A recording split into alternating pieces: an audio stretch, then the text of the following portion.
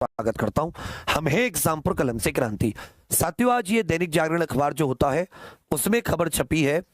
आप सभी जानते हैं कि कल भी एक खबर आपके पास आई थी कि जो मुख्य सचिव उत्तर प्रदेश के डीएस मिश्रा जी, उन्होंने सभी डीएम जिलाधिकारियों के साथ बैठक की है, क्योंकि अब जो कमेटी परीक्षा केंद्र बनाएगी उस परीक्षा केंद्र बनाने वाली कमेटी का जो मुखिया है वो कौन है? वो जिलाधिकारी है। ये समिति चुनेगी। दो प्रकार के आपको याद होगा, कैटेगरी ए और कैटेगरी बी वाले। तो इनको आज 27 जून तक, इन्हें आज 27 जून तक लास्ट डेट थी। ये 27 जून रात तक इनको सभी के सभी जितने भी उत्तर प्रदेश के जिलाधिकारी है 75 जिलों के, उन्हें ये साथी परीक्षा केंद्रों की सूची भेजनी है भर्ती बोर्ड को। और परीक्षा केंद्रों की सूची भेजनी है, उनका सत्यापन कराना है। जो अपना लोकल इंटेलिजेंस यूनिट वगैरह होती है उससे पूरी छानबीन की कहीं कोई ऐसा व्यक्ति तो इस स्कूल कॉलेज से नहीं जुड़ा जो पेपर लीक इत्यादि कराने में दिक्कत करता हो। तो साथ ही इसी से आगे खबर है, सिपाही भर्ती परीक्षा दोबारा कराने की तैयारियों में जुटा भर्ती बोर्ड की परीक्षा दोबारा करने से पहले एजेंसी के चयन से लेकर अन्य सुरक्षा प्रबंधों को लेकर पूरी सावधानी बरती जा रही है। पेपर लीक को लेकर सख्त कानून बनाया गया है, जिसके लागू होने के बाद सिपाही भर्ती की पहली परीक्षा होगी। सुचितापूर्ण परीक्षा संपन्न कराने की बड़ी चुनौती है। परीक्षा केंद्रों के चयन की प्रक्रिया अंतिम चरण में। परीक्षा केंद्रों की सूची निर्धारित होने के बाद तय होगा कि इस बार परीक्षा कितने केंद्रों पर और कितनी पालियों में होगी। आरक्षित नागरिक पुलिस के 60,244 पदों पर भर्ती के लिए यहां पर ये फिर से गड़बड़ कर रहे हैं। 17 और 18 फरवरी को दो पालियों में, जिसमें 48 लाख से अधिक अभ्यर्थियों ने परीक्षा दी थी, जिन्हें दोबारा मौका मिलेगा। पेपर लीक का मामला सामने आने पर मुख्यमंत्री जी ने 24 फरवरी को परीक्षा निरस्त कर दी थी और 6 माह के भीतर दोबारा परीक्षा कराए जाने का निर्देश दिया था। माना जा रहा है कि जुलाई के अंतिम सप्ताह तक दोबारा परीक्षा कराने की तैयारियां पूरी कर ली जाएंगी और परीक्षा की तिथियों का निर्धारण भी हो जाएगा। यह पॉइंट याद रखेगा, परीक्षा की तिथियों का निर्धारण। मुख्य सचिव डीएस मिश्र ने एक दिन पूर्व सभी मंडलायुक्त, डीएम और वरिष्ठ पुलिस अधिकारियों के निर्धारित नए मानकों के अनुरूप परीक्षा केंद्रों का चयन कर उसकी सूची बुधवार तक भर्ती बोर्ड को उपलब्ध कराए जाने का निर्देश दिया था। तो बुधवार आज है 27 जून। आज ये साथी अपनी मान लो परीक्षा केंद्र जैसे निर्धारित हो जाएंगे। देखो, डेट्स तो तभी भर्ती बोर्ड बताएगा ना कि 48 लाख बच्चे फॉर्म भरेंगे। कितने लाख? 48 लाख। अभी बहुत ज्यादा संख्या में भर्ती बोर्ड के परीक्षा केंद्र थे, तब 4 पालियों में पेपर था। कितनी पालियों में? 4 पालियों में।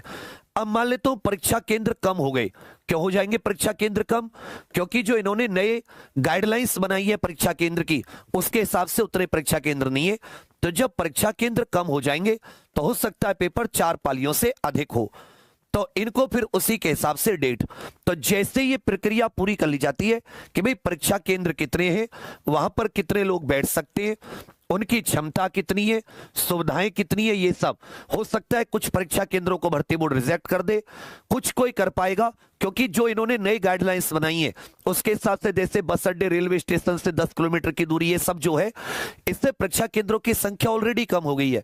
तो हो सकता है पेपर 4 पालियों से भी अधिक में, क्योंकि एक पाली में 12 लाख, मान लो उतनी संख्या में परीक्षा केंद्र नहीं हुए, 8 लाख की हुई तो फिर 6 पाली हो जाएगी। 8 6 48, 6 का हुआ कि 6 लाख बच्चे एक पाली में पेपर दे सकते हैं जितने परीक्षा केंद्र बने, तो उसमें फिर 8 पाली हो सकती है, 4 दिन चले, तो उसके हिसाब से भर्ती बोर्ड फिर तारीखों का ऐलान करेगा। पहली बात तो ये क्लियर हो गई।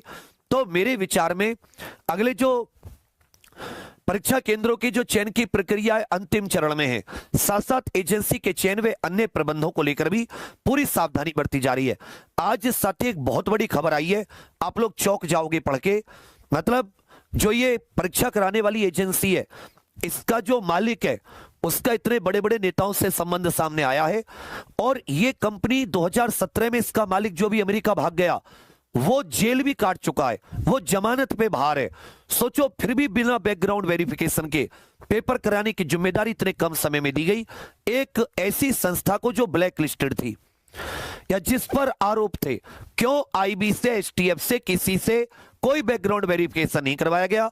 मतलब इसमें अगर सही से जांच हो सीबीआई इत्यादि की, तो बहुत बड़ी बड़े लोग इसमें शामिल पाए जा सकते हैं, क्योंकि बड़ी बात है। लेकिन ये आप जानते हैं क्या होगा? कुछ नहीं। 2021 वाले एसआई के बच्चे आज तक अपना रोना, मतलब बेचारे रोते कि भाई हमारे साथ कितना बड़ा धांधली हुई कि इतने बड़े पैमाने पर दुनिया की सबसे बड़ी नकल परीक्षा, वो भर्ती परीक्षा नहीं थी, वो नकल कराने की परीक्षा थी उसका। तो हम तो साथी जैसे हैं छोटे मोटे आवाज उठाते रहेंगे। मैं उसकी पूरी रिपोर्ट निकाल रहा हूं, उसकी पीपीटी बना रहा हूं, फिर तुम्हें करा बताऊंगा कि कैसे कैसे लोग शामिल हैं, मतलब कितना खिलवाड़ किया जा रहा है तुम्हारे भविष्य के साथ। वो तो भला हो कि बच्चा ये पता चल गया कि पेपर लीक हुआ, नहीं तो एक भी मेहनती का सिलेक्शन नहीं होता, लाखों बच्चों के फुल में से फुल मार्क्स होते। ये तो चलो तुम लोगों ने मेहनत करके सरकार पे दबाव बना के इसको कैंसिल करा दिया, नहीं तो सरकारें कैंसिल नहीं करती। बड़े बड़े लोग शामिल हैं इसमें। सोचो